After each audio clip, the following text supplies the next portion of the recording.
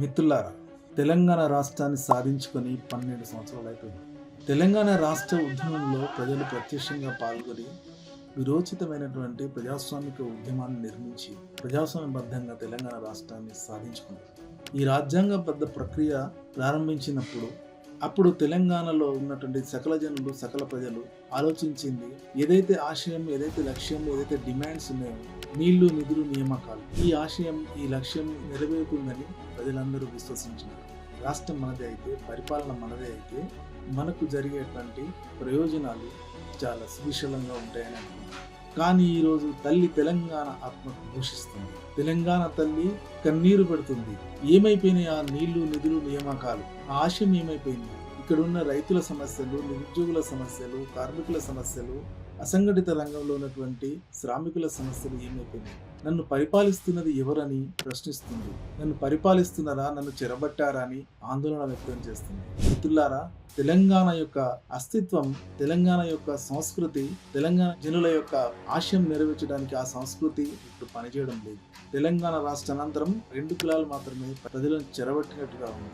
అందుకే తల్లి తెలంగాణ ఆత్మ ఘోషిస్తుంది. ఇప్పుడు చేయవలసినటువంటి ఆ తల్లి కన్నీళ్లను మనం తూడ్వాలంటే, ఆ తల్లి యొక్క ఆవేదనను లేకుండా చేయాలంటే ప్రజలందరూ సమాయత్తం కావాలి. ఎప్పుడైతే తెలంగాణ ఉద్యమం కోసం మనం పోరాటం రగిలించినామో, పులిమి రాజేసినామో, అదే విధంగా గ్రామీణ ప్రాంతాల్లో ఉన్నటువంటి రైతాంగము, విద్యుత్ కార్మికులు, ఆర్టీసీ కార్మికులు, అనేక పోరాటాల్లో రాటు వెళ్ళినటువంటి సింగరేణి కార్మికులు అందరూ ఏకోన్ముఖంగా ఒక త్రాటి మీదకి వచ్చి మన యొక్క అపరిష్కృతంగా ఉన్నటువంటి సుదీర్ఘ చరిత్ర ఉన్నటువంటి ఈ సమస్యల పరిష్కారానికి మళ్ళీ మనం ఒక ఐక్య సంఘటన కావాలి.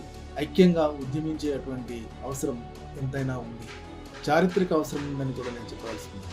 మిత్రులారా, నిస్వార్థ సేవలు నిర్వహించేటువంటి సైన్యం లాంటి సామాజిక కార్యకర్తలు ఎంతో మంది మనకున్నారు. సమాజానికి, రాష్ట్రానికి నైతిక వనరుల వంటి వికాస్ అయినటువంటి జర్నలిస్టులు కూడా ఉన్నారు.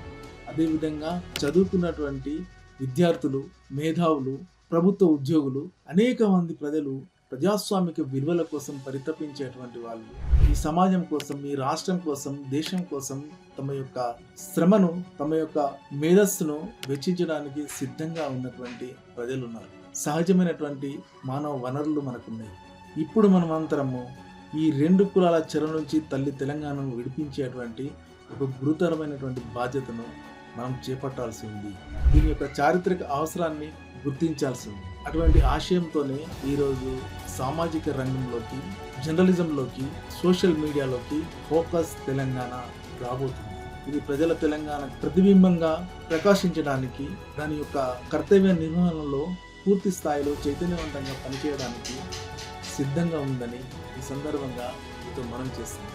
మిత్రులారా, ఈ రాష్ట్రం సుభిక్షంగా ఉండాలంటే, రైతాంగం యొక్క కష్టాలు, కన్నీళ్లు కడదేరాలంటే తప్పనిసరిగా మరొక ఉద్యమానికి ఉపక్రమించాల్సినటువంటి అవసరం ఉందని సామాజిక, రాజకీయ చైతన్యవంతమైనటువంటి విద్యార్థి మేధావులు, అన్ని తరగతుల ప్రజలు ముందుకు రావాలని నేను కోరుకుంటున్నాను, ఆశిస్తున్నాను.